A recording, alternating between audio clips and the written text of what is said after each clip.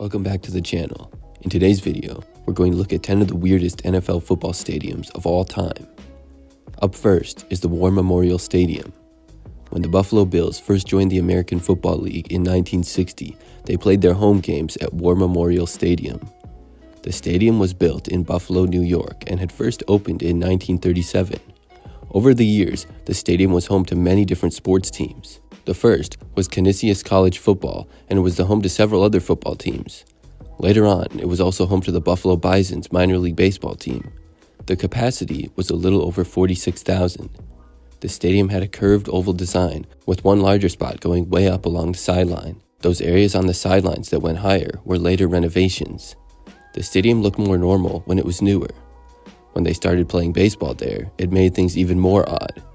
For a time, they also painted parts of the bleachers different colors. The Bills played there until 1972, when they moved to Highmark Stadium. War Memorial Stadium ended up being demolished in 1989.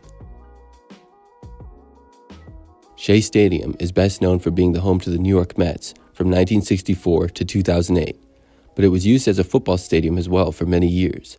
From 1964 to 1983, it was the home of the New York Jets, and in 1975, the New York Football Giants.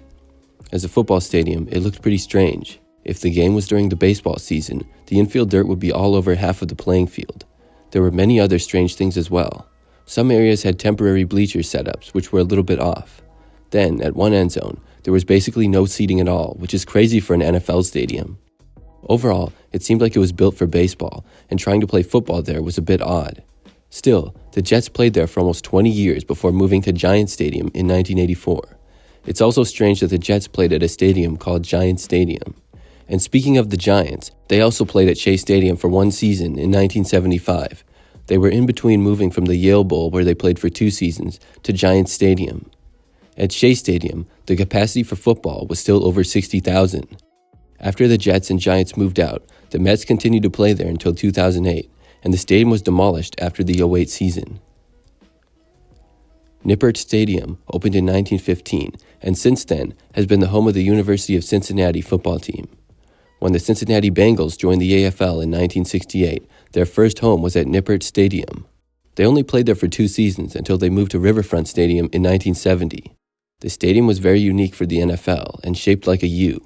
There was one level of seating that went a far ways up, and it stretched all around most of the field. But at the end, there is no seating and a college building just beyond it.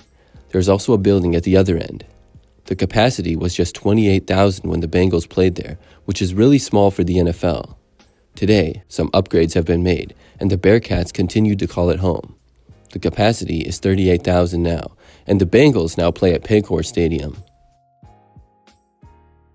The Pittsburgh Steelers' first home in the NFL in 1933 was Forbes Field. They played there from 1933 to 1963. Forbes Field opened in 1909 and was built primarily for the Pittsburgh Pirates baseball team. It's hard to find photos of football being played at Forbes Field. This is what it looked like for baseball, and for football, obviously they had to make some changes. Here's a good picture that illustrates how the infield dirt for baseball is on the football playing field. Plus, here you can see that there is a wide open space of grass along the sidelines with no seats at all. That's something that you would just never see today. The capacity was almost 41,000. When the Steelers moved out of Forbes Field, the Pirates continued to play there until 1970. Then Forbes Field was demolished in 1971. The Steelers moved from there to Pitt Stadium from 1958 to 69, and then Three Rivers Stadium from 1970 to 2000 before moving to their current home. Next up is Fenway Park. This legendary stadium was first opened back in 1912 as the home of the Boston Red Sox baseball team. The Red Sox continue to play there to this day, and it's the oldest stadium in the MLB. But the stadium's first experience hosting a professional football team dates back to 1926 when the Boston Bulldogs played there. They only played there for 1 season, and a handful of other professional football teams played there for short periods of time throughout the 30s and 40s. The Boston Patriots, who are now the New England Patriots, played there from 1963 to 1968. It was the Patriots' second home, after playing at the Boston University Field for a couple of seasons. Fenway Park is already a very unique stadium for baseball, and for football, it has most of the same quirks. They would also put in temporary seats coming in from the left field wall known as the Green Monster. The capacity was roughly around 40,000 fans. It was only home to the Patriots for a few seasons, and then they switched several more times before their current home of Gillette Stadium. The Cleveland Browns have only had two stadiums since they became a team in 1946. The first was Cleveland Stadium, which is on the same site as the current Browns Stadium. Cleveland Stadium opened in 1931 as the home of the Cleveland Indians football team. It was also home to the Cleveland Indians Major League Baseball team in 1932 to 33, and then again from 37 all the way until 1993. The stadium was mainly used for baseball until the Browns began using it. Like many other multi-use stadiums, this created an odd look. The baseball dirt went right over the playing field, and there was lots of open space along the sidelines. There was an insane capacity for football, though, of 81,000. After the 1995 season, the Browns moved to Baltimore and became the Ravens. However, Cleveland would get the Browns back again in 1999.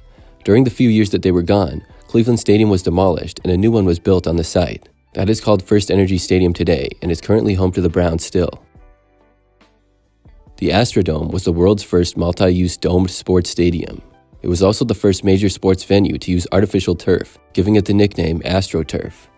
The stadium opened in 1965 and was originally built for the Houston Astros of the MLB, which gave it the name the Astrodome. The NFL team, the Houston Oilers, who later moved to Tennessee and became the Titans, had been playing at Rice Stadium. That was the home stadium of Rice University, and in 1968, the Oilers moved into the Astrodome to share it with the Astros. For many reasons, the Astrodome was a unique NFL stadium. The fact that it was shared with a baseball team made some weird parts. For the outside, the stadium looked sort of like a spaceship, and inside, the lights on the ceiling were an interesting look. The Astrodome set an example for many other domed stadiums to come in the NFL as well as the MLB. The Oilers played there all the way until 1996, then they moved to Tennessee and became the Titans. Houston would get an NFL team again in 2002 with the Texans. However, they had their own brand new stadium built in NRG Stadium, and they continue to play there today. The Astrodome would be the home of the Astros until 1999. Since then, the stadium still stands and has been home to various events over the years, but has overall been pretty quiet. Up next is the Oakland Coliseum. The Oakland Coliseum was home of the Oakland Raiders from 1966 to 1981, and then again from 1995 to 2019. From 81 to 95, they played in Los Angeles, and after 2019, they moved to Las Vegas. But when they were in Oakland, for a majority of the time, they shared the stadium with the Oakland Athletics of the MLB. The stadium overall is pretty strange. Because it was shared with baseball and football teams, there is an unusually large amount of space around the field. There was one level of seating that was higher up than all the others, and it ended up being rarely used. This was the most recent stadium to be shared with an MLB team. In the first few weeks of the season, they would be playing on infield dirt as well. When the Raiders moved to Las Vegas, they were able to get a brand new stadium. The Coliseum is still home to the Oakland A's, but they will soon be moving to Las Vegas as well. The Washington Commanders play at FedEx Field. This has been their home since 1997. Over the years, it's been renovated and expanded several times. Still, many people feel that it's one of the stranger stadiums in the NFL. Some areas of seats are rarely used or blocked off, and other seats have a bad view of the field. Other times, parts of the stadium have even broken. There's also been plumbing problems as well. Some fans have been calling for the team to get a new stadium.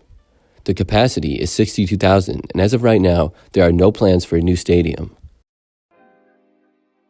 Finally, we have Yankee Stadium. This was not the current Yankee Stadium, but the old Yankee Stadium. It was opened in 1923 and closed in 2008.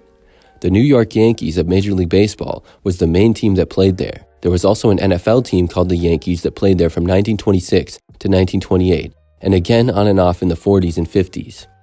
The New York Football Giants also called Yankee Stadium home from 1956 to 1973. As you can see, there was a lot of open space around the playing field. It didn't really look like an NFL stadium. In fact, it looked kind of funny how they were playing football inside what is clearly a baseball stadium. Still, it's also pretty cool at the same time. The capacity of the stadium was about 65,000. The Giants played there until 1973 before moving to the Yale Bowl, then Shea Stadium, and then Giants Stadium for many years. Today, the Giants play at MetLife Stadium. Yankee Stadium was demolished in 2008, but the new Yankee Stadium opened the next year. There have been several college football games played there as well.